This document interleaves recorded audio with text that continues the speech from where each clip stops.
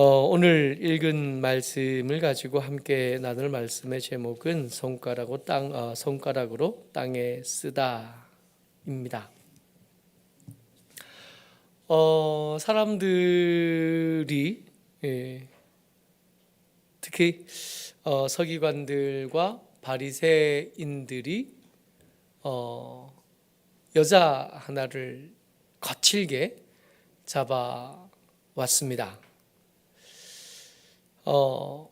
음행하다가 잡혔답니다.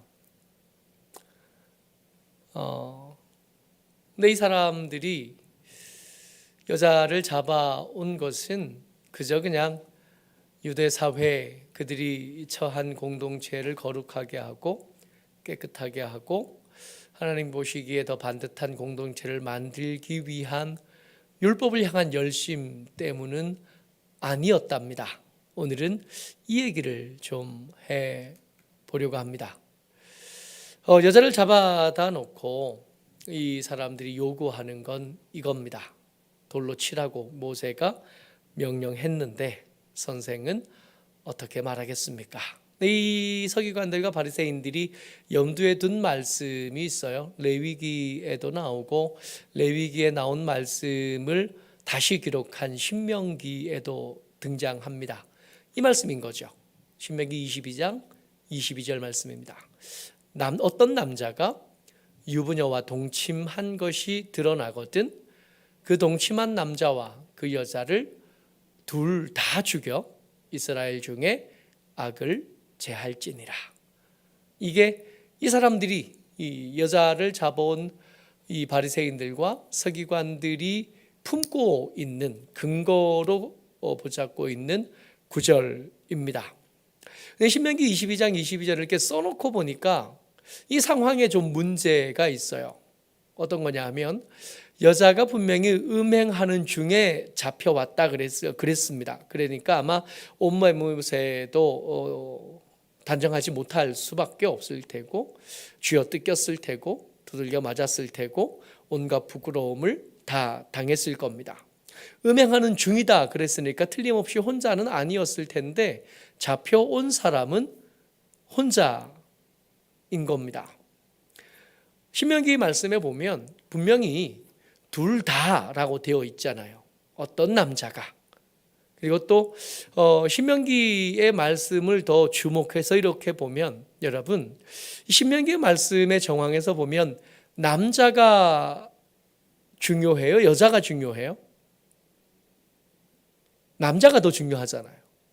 그러니까 이 음행하는 일의 주도는 누가 하는 겁니까? 남자가 하는 겁니다. 그러니까 처벌의 주된 대상은 누구여야 하죠?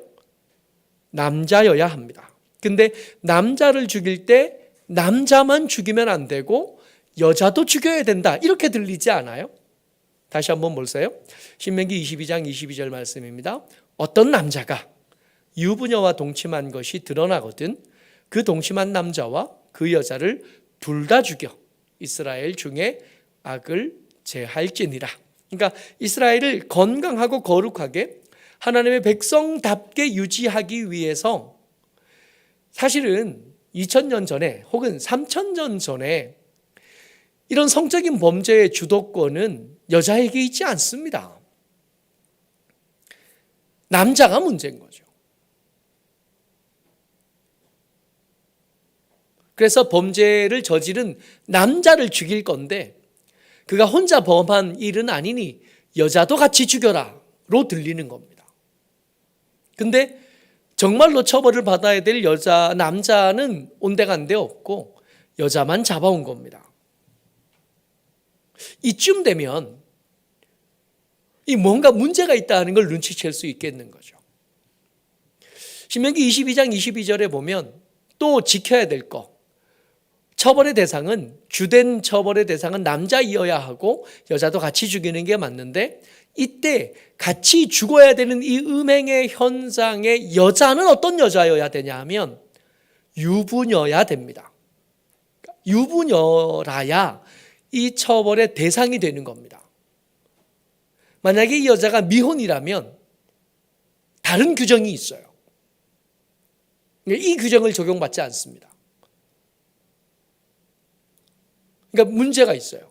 이 여자가 유부녀가 맞나? 그러면 애초에 이 상황은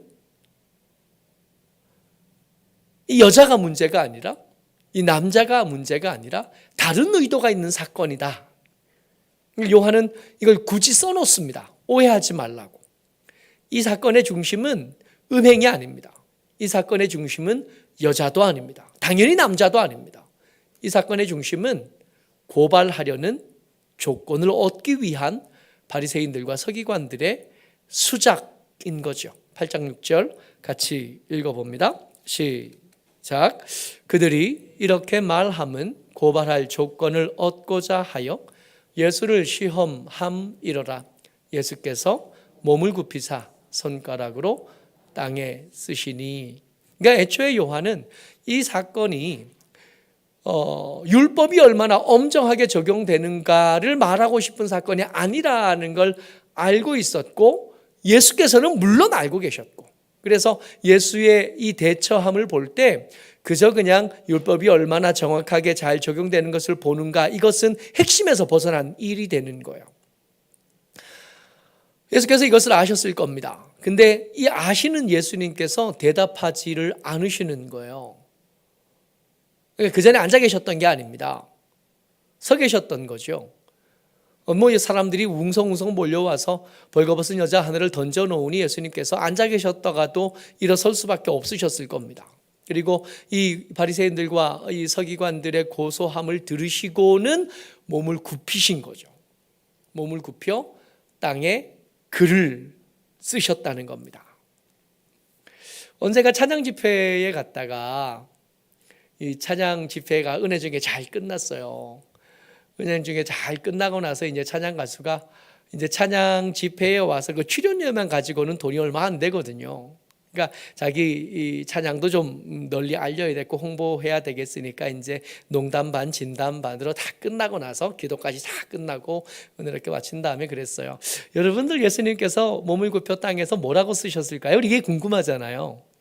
뭐라고 쓰셨을까요? 제가 생각할 때는 아마도 TAPE라고 쓰셨을 것 같습니다. 테이프 나갈 때 테이프 사가지고 나가시라고. 웃으라고 한 얘기인데. 그때는 테이프였어요. 요즘에는 테이프 아무도 테이프 안 사잖아요. 그때는 테이프였어요. 예수님 뭐라고 쓰셨을까요?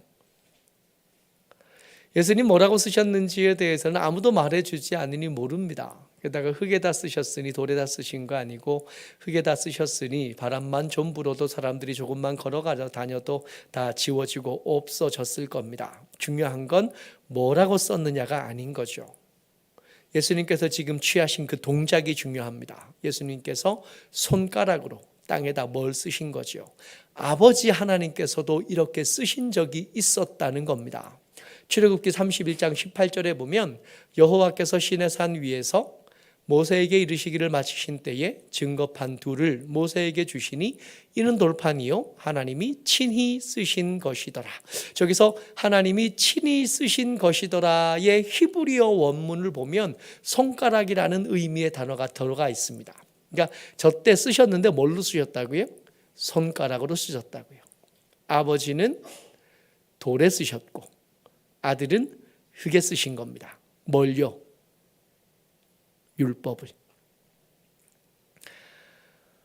아버지께서 돌판에 써서 백성들에게 주고 싶어 하셨던 건 율법인 겁니다.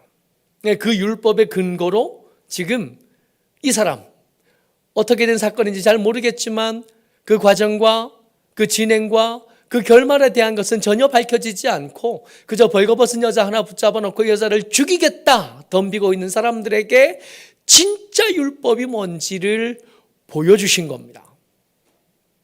떠올려라.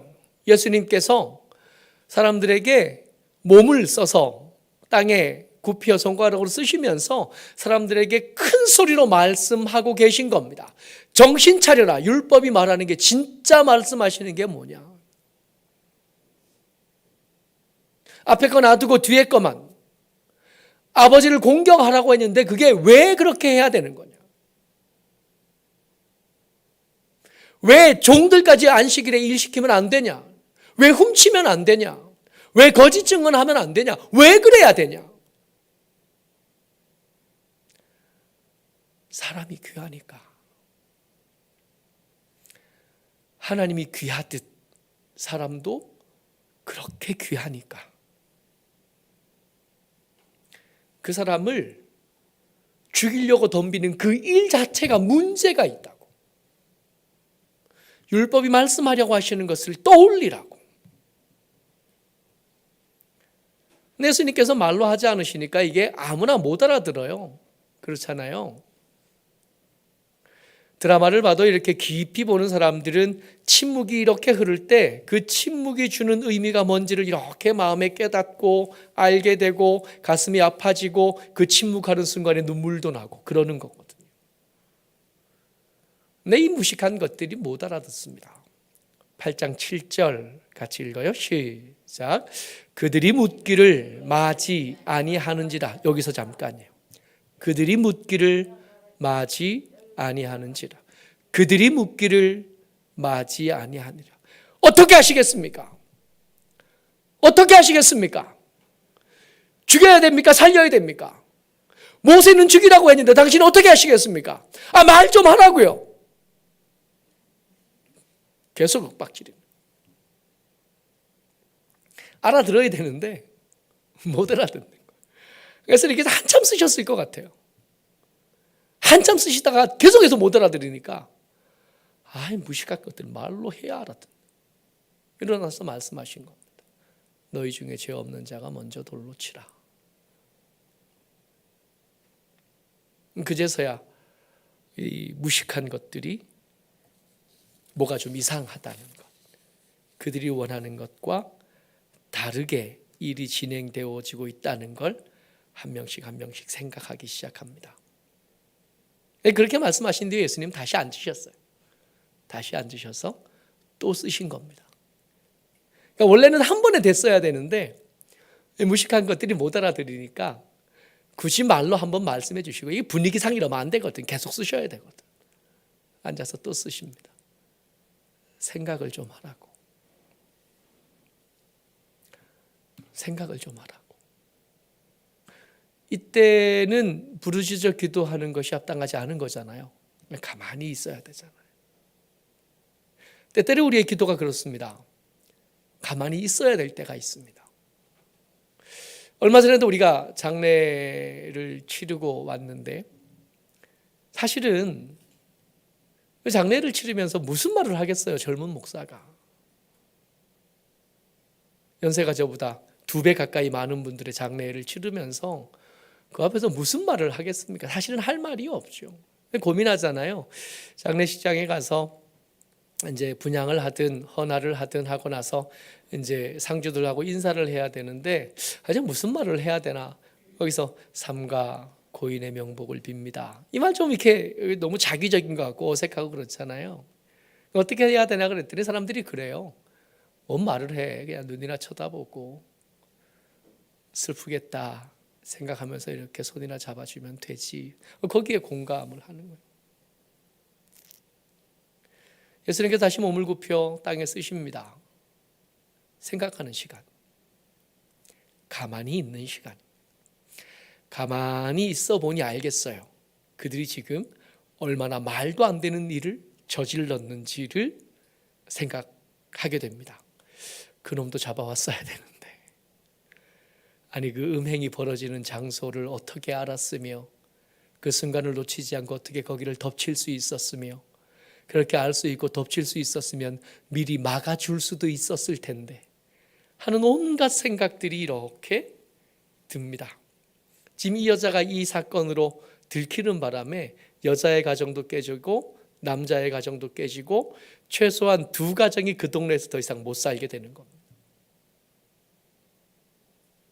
막을 수 있었을 텐데, 알고 있었으니까 그러지 못하도록 옆에 있어줄 수 있었을 텐데 하는 생각들이 하나하나 생각이 나기 시작하는 겁니다.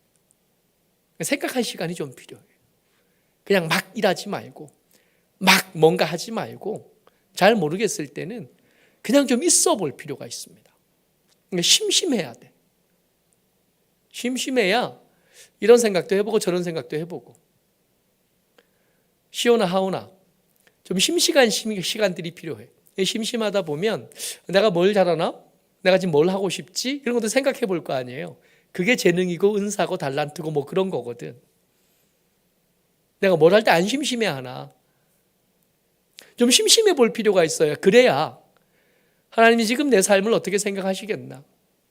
지금 내가 하려고 하는 일, 내가 꿈꾸는 일, 내가 바라는 일들을 하나님의 보시기에는 어떤 느낌이실까? 그런 것도 한 번씩 생각해 볼 여유가 생기는 겁니다. 생각할 시간을 주셨습니다. 그들의 사람들이 생각했어요. 알게 된 겁니다. 지금 이 상황이 예수님을 윽박지르던 그 순간이 얼마나 부끄럽고 얼마나 모렴치한 시간이었는지 알게 된 거예요. 그래서 그 사람들이 떠나갑니다. 8장 9절 같이 읽습니다. 시작. 그들이 이 말씀을 듣고 양심의 가책을 느껴 어른으로 시작하여 젊은이까지 하나씩 나가고 오직 예수와 그 가운데 섰는 여자만 남았더라. 그래도 어른이 좀 나아요. 어른이 좀 더 잘 생각할 줄 압니다. 그래서 생각하고 부끄러워져서 갔어요. 애들은 왜 가지? 그러다가 뒤에 따라가는 거예요. 적어도 이 정도 어른은 돼야 돼요. 애들보다 더 흥분해서 애들 싸움에 팔 걷어붙이고 나서지 말고 어른들이 더 쉽게 생각할 줄 알아야 됩니다. 그래야 어른인 거예요. 어른이 먼저 나갔어요. 애들도 왜 나간지 모르겠는데 어른들이 다 가니까 거기 있기 모여서 다 갔습니다. 드디어 예수와 이 음행한 여자의 독대가 이루어진 겁니다. 둘만의 시간이 생겼어요. 여자의 사정이 어떤 건지 예수님 물어보지 않으십니다. 이 여자의 음행의 상황과 형편과 진행과 결말이 어떻게 되는지 예수님 묻지 않으셨습니다. 다만 아무도 없어지니까 생각할 시간이 끝난 거죠. 그래서 일어서서 말씀하신 거예요. 아무도 없네요. 예수님 물어보십니다. 여자여, 너를 고발하던 그들이 어디에 있느냐? 너를 정죄한 자가 없느냐? 그랬더니 여자가 그 두렵고 무섭고 부끄럽고 그런 시간들을 폭풍처럼 지나고 난 뒤에 예수님께 대답합니다. 11절이요. 시작. 대답하되 주여 없나이다. 예수께서 이르시되 나도 너를 정죄하지 아니하노니 가서 다시는 죄를 범하지 말라 하시니라. 여기 이렇게 얘기가 끝나네요. 여기 얘기가 끝났습니다. 근데 우리가 지금 읽었던 요한복음 7장 53절부터 8장 11절까지를 성경 이렇게 보셔요. 거기에 대괄호로 이렇게 묶여져 있습니다. 7장 53절 앞에 대괄호가 시작이 됐고요. 열려서 있고 8장 11절 뒤에 대괄호가 닫혀서 이렇게 있습니다. 무슨 뜻이에요? 이야기 순서대로 써진 이야기가 아니란 뜻입니다. 그러니까 7장 이야기와 8장 이야기를 이어갈 때 이 음행하다가 잡혀온 여자 이야기가 도움이 되겠으니까 사도 요한이 이 이야기를 여기다 갖다 놓은 거예요. 그러니까 그 이야기의 순서에 따라 일어난 사건이 아니라 마치 우리가 책을 읽어가다 보면 반가운 것들이죠. 반가운 그림. 이게 책을 읽어가는데 페이지도 잘 안 넘어가다가 그림이 한 장 있으면 반갑잖아요. 아, 이거 반은 공짜로 넘어갔다. 그런 것처럼 이거 사파라고 그러는데 사파가 여기 한 장이 있었던 겁니다. 이 그림을 보면 지금 하고 있는 이야기에 도움이 될 만한 뭔가를 이렇게 그려놓은 거죠. 이 음행을 하다가 잡혀온 이 여자 이야기는 예수님께서 지금 하고 계신 이야기를 이해하는데 도움이 되는 이야기인 겁니다. 그러니까 진짜 하고 싶은 이야기는 따로 있는 거죠. 따로. 이 이야기가 예화가 될 만큼 하고 싶은 이야기. 그래서 그 다음 이야기가 중요합니다. 음행하는 여자 이야기의 그 이야기보다 이 여자가 누굴까? 바닥에다 뭘 썼을까? 이거보다 더 중요한 거. 이 이야기를 통해서 예수님이 하려고 했던 얘기가 뭔가? 12절 같이 읽습니다. 시작. 예수께서 또 말씀하여 이르시되 나는 세상의 빛이니 나를 따르는 자는 어둠에 다니지 아니하고 생명의 빛을 얻으리라. 아멘.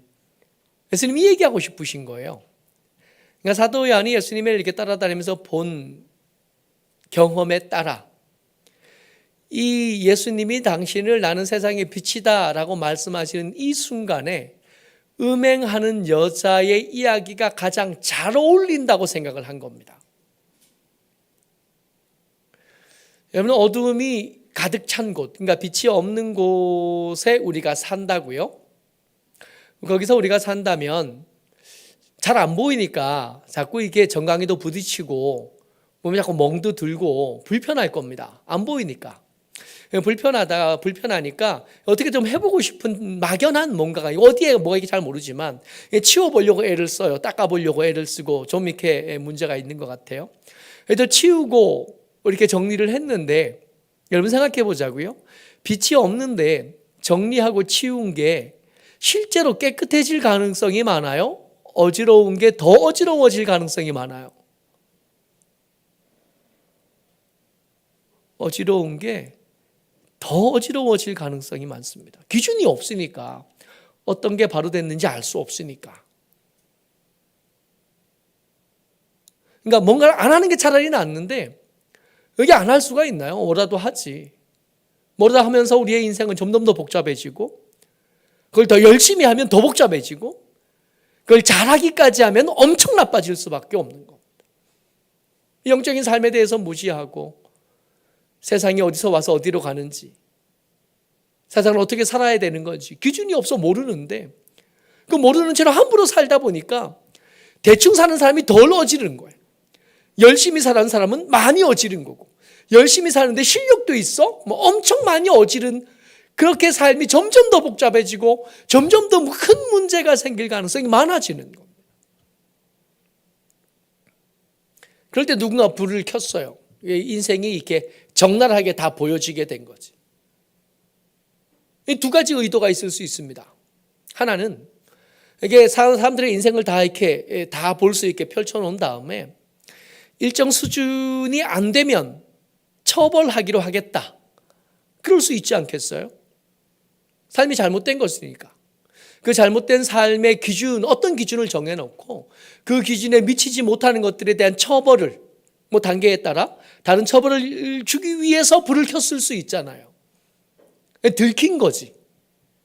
음행하는 여자가 들켰던 것처럼. 들킨 거죠. 안 들켰으면 좋을 법했는데. 근데 그런 빛일 수 있는데 예수님께서 나는 세상의 빛이다 그래놓고 사람들이 내가 오면 그들의 부끄러운 것과 수치스러운 것이 들켜서 부담스러울까 봐 걱정되신 거예요. 나는 그냥 온 빛이 아니야. 너희들을 정죄하기 위해서 온 빛이 아니야. 예수님께서 그 음행한 여자에게 말했던 거 기억나니? 나도 너를 정죄하지 않을 테니 다시는 죄 짓지 말고 살아라 말씀하셨던 그 말씀 기억하지? 예수님께서 불을 켜고 나는 생명의 빛이야, 세상의 빛이야. 내 빛은 어떤 빛이냐면 불을 켜서 뭔가를 하면 할수록 더 나빠진 너희들의 인생을 반듯하게 세워줄 기회를 주고 죽음이 아니라 멸망이 아니라 다시 살 기회를 주기 위한 빛이야. 그래서 나는 세상의 빛인데 그냥 빛이 아니라 생명의 빛이야. 그래서 내가 켜지면 내가 너희들의 그 어두침침한 인생에 들어가서 내가 빛을 켜면 너희들은 뭘 할 수 있게 되냐 하면 삶을 원래 있어야 되는 것으로 되돌릴 수 있는 기회를 얻게 돼요. 근데 이 세상에 비친 예수께서 우리 삶에 오시면 첫 번째 드는 느낌은 감사함이 아닙니다. 안 감사해요. 부끄러우니까. 갑자기 불 켜지면요. 그 난장판이 된 인생이 사람들한테 다 들키는 거잖아요. 말도 못하게 부끄러워. 아, 예수님 왜 나한테만 이러세요 하는 말이 절로 나옵니다. 나보다 더한 놈들 많거든요. 나보다 더 함부로 산 사람들은 얼마든지 있거든요. 근데 하필 예수님께서 나한테 오셔가지고 불을 켜신 거예요. 근데 저놈들은 그 짓을 하면서도 하나도 안 부끄러워하는데 나만 부끄러워.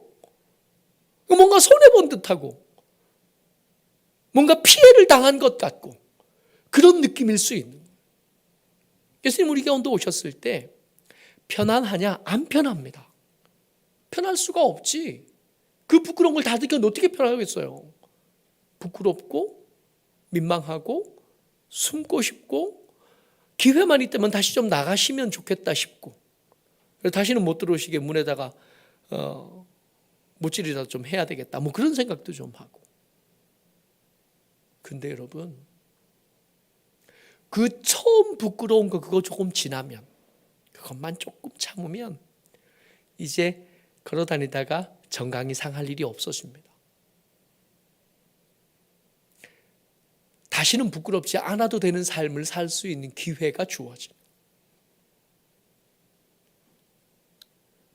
누가 와도 괜찮고 당당하고 떳떳하고 부끄러울 것도 없고 그럴 수 있습니다. 아까 우리 찬양할 때 예수와 함께 가면 겁 없고 외로움 없고 그런 겁니다. 그러니 아직 부끄러운 게 아직 우리 삶에 여전히 남아있는데 부끄럽다고 도망갈 일은 아닌 거죠. 예수와 함께 사는 게 맞습니다. 이 음행하다가 잡혀온 여자만 그런 게 아니라 우리 전부 다 마찬가지입니다.